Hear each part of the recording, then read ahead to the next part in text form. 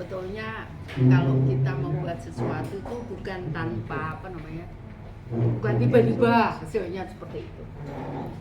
Aku lupa. Itu ada satu pendampingku waktu tak undang rapat. Dia bilang ke aku untuk nyari sinyal dia harus jalan kaki selama 3 hari.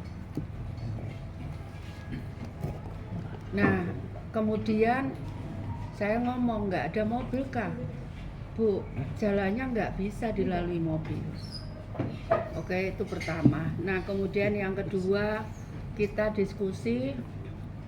Ternyata memang betul jalannya nggak bisa dilalui. Dengan beberapa pendeta kita diskusi, ternyata memang nggak ada jalan mobil di atas gunung. Nah, kemudian kemarin juga waktu terjadi bencana kelaparan di Agan Dugume, itu ternyata juga nggak ada jalan sehingga masyarakat harus jalan kaki 2 hari 1 malam. Nah, artinya betul tesa kita bahwa tidak bisa. Nah, akhirnya kemudian yang kedua, alasan kedua itu mereka nyampaikan bahwa bahan bakar di atas itu bisa 100.000 per liter.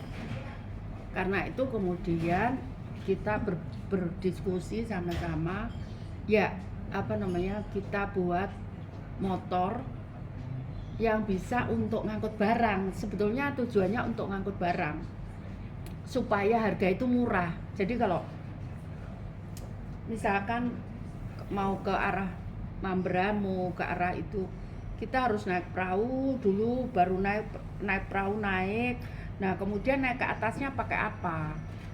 Nah, akhirnya kemudian kita diskusi, pakai motor itu trail yang bisa digunakan untuk off-road.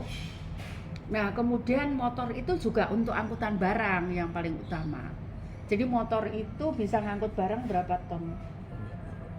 Nggak sampai 150 kilo kayak gitu. Nah, sehingga dengan harapan kita bisa membantu meringankan beban. Kalau salah satu kenapa barang-barang di sana mahal itu karena sistem transportasi angkutan barang itu yang menjadi penyebab mahal. Nah, kita mencoba mecahkan, misalkan kita bantu untuk Mamberamo itu. Jadi selama ini kapal besar berhenti di Apawer.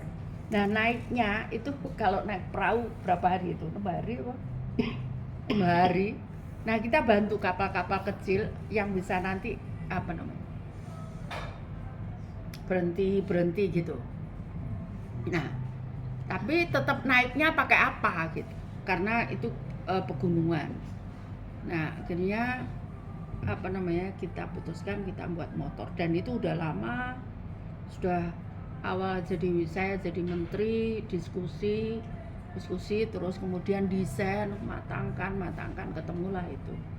Sudah diuji coba di Malang, di daerah pegunungan gitu. Akhirnya ya seperti itu, jadilah motor yang kemarin mungkin teman-teman lihat itu seperti itu.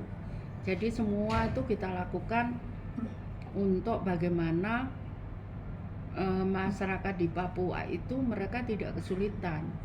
Jadi contohnya misalkan saat kita bantu di Agan Dugume itu sempat ada diskusi.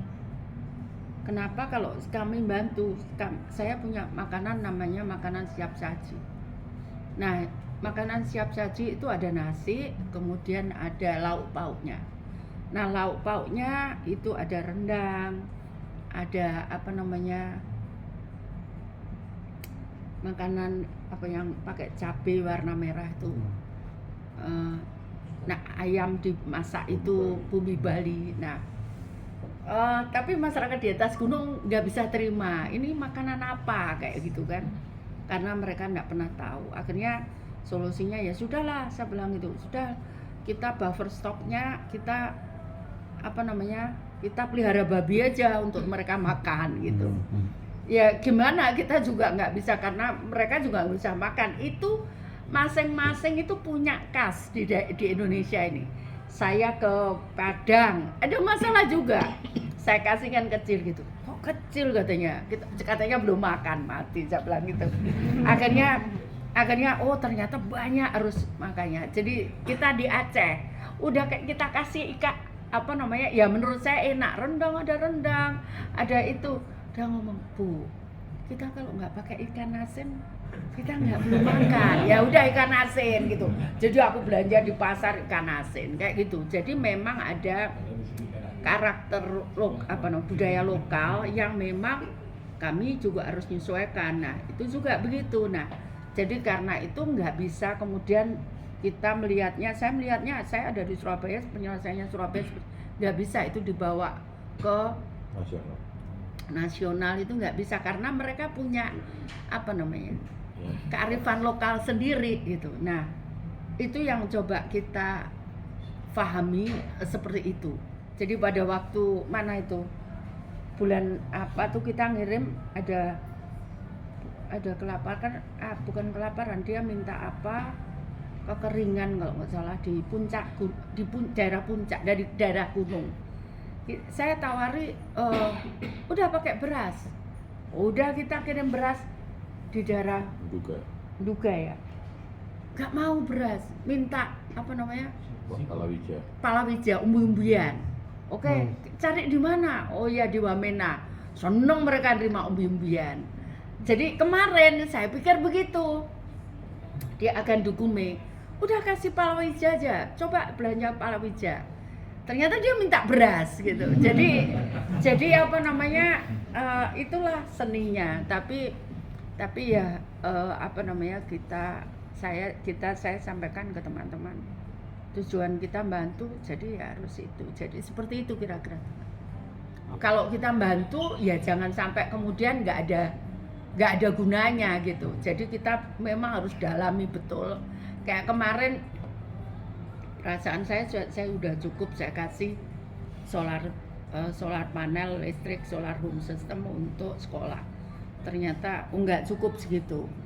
Tapi ternyata yang lebih parah lagi, sekolahnya mau ambruk. Jadi gurunya nyampaikan, "Bu, saya takut kalau hujan ini anak-anak saya pulangkan." "Loh, kenapa?" Dibilang, "Takut sekolahnya ambruk gitu." Nah, di Pulau Beras, di Pulau iya di Mapia. Jadi macam-macam masalahnya.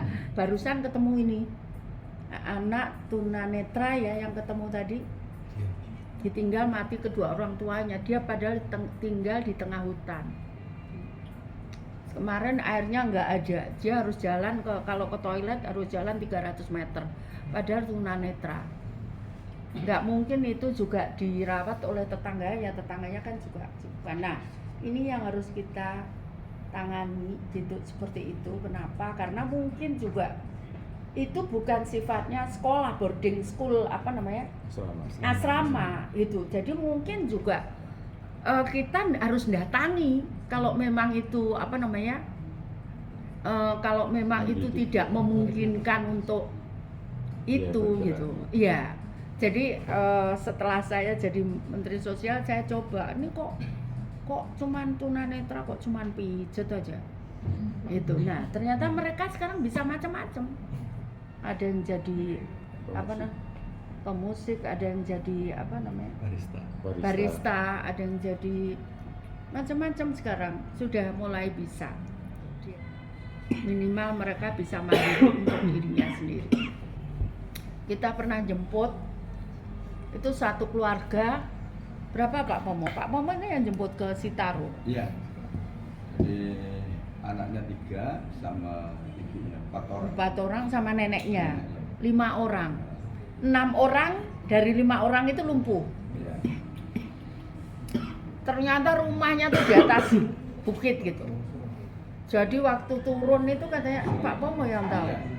Ya itu harus digendong gini untuk turun. Nah ternyata kemudian kita bawa ke Manado. Kita pikir kan nggak bisa. Saya diskusi dengan direktur dengan tim dari Rumah Sakit Samratulangi. Sampai harus kita ngirim sampel ke Australia. Nah ternyata itu memang keturunan. Jadi anak ini yang sekarang ngerawat itu anak usia 8 tahun. Ngerawat 5 orang yang lumpuh. mulai neneknya, ibunya, dan kakaknya 2 ya? Iya, 2. Kakaknya 2. Nah terus kita diskusi, dokter nyampaikan ternyata hasilnya ini keturunan, jadi lama-lama justru akan lebih buruk gitu. Nah terus kemudian gimana caranya untuk memperlambat supaya dia nggak semakin buruk? Kalau semakin buruk kan yang ngerawat juga berat gitu. Akhirnya sudah selesai diobservasi dan dirawat di 1 bulan kayaknya di rumah sakit. Terus ditangani balai saya, dilatih, tapi dia bilang sudah pulang itu udah bisa makan, sudah bisa mandi sendiri yang selama ini belum bisa. Jadi seperti itu nanganinya. Jadi nggak bisa instan gitu. Jadi kayak massal begitu nggak bisa. Treatmentnya harus orang per orang, anak per anak gitu. Kita punya banyak punya contoh anak-anak orang disabilitas berhasil. Banyak sekali. Ini bahkan mereka yang minta keluar dari bansos. Bukan kami gitu. Ada di NTT itu satu kelompok disabilitas semua macam-macam. Ada yang kakinya nggak ada yang disabilitas itu dia udah bisa usaha.